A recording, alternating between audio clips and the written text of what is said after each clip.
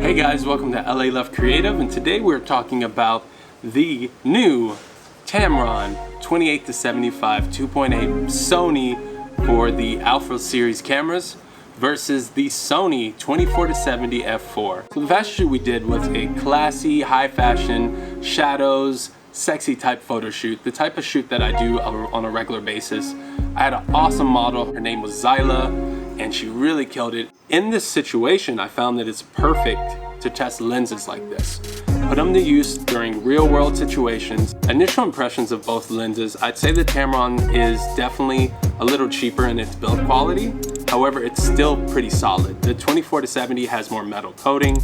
You're gonna feel like this is a more professional lens as far as feel and weight. And I also like the fact that the Tamron is slightly longer. I hate to say it, but a lot of times when you have a big lens on a camera, people look at you like, oh, you know what you're doing. One thing I did notice about shooting with the 28-75 in photography and in videography, it's slightly slower when it comes to focus.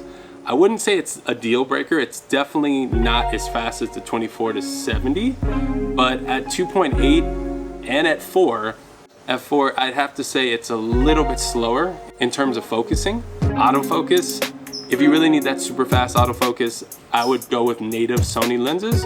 But for the type of work I do, which is fashion, photography, documentary, commercial work, I think the Tamron is good when it comes to autofocus.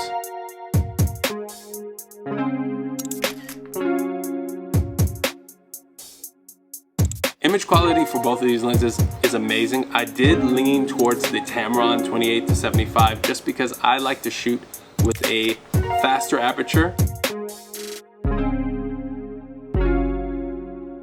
Most of the images that were at 2.8 I kind of just gravitated to a little bit better. But the 24-70 f4 is still a great lens when it comes to image quality as well. And the bokeh on both of these images is actually not that much different.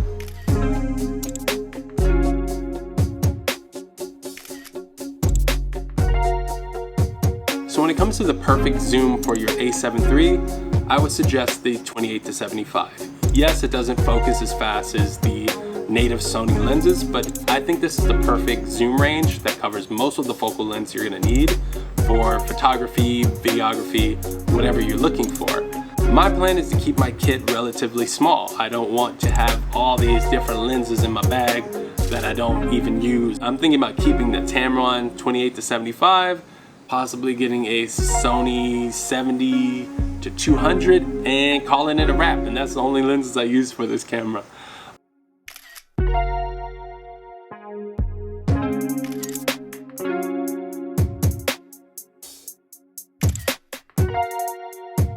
If you like this video, make sure you share, like, subscribe, and comment. Let us know your thoughts on the Tamron versus the Sony, and if you have any experience with both of these lenses.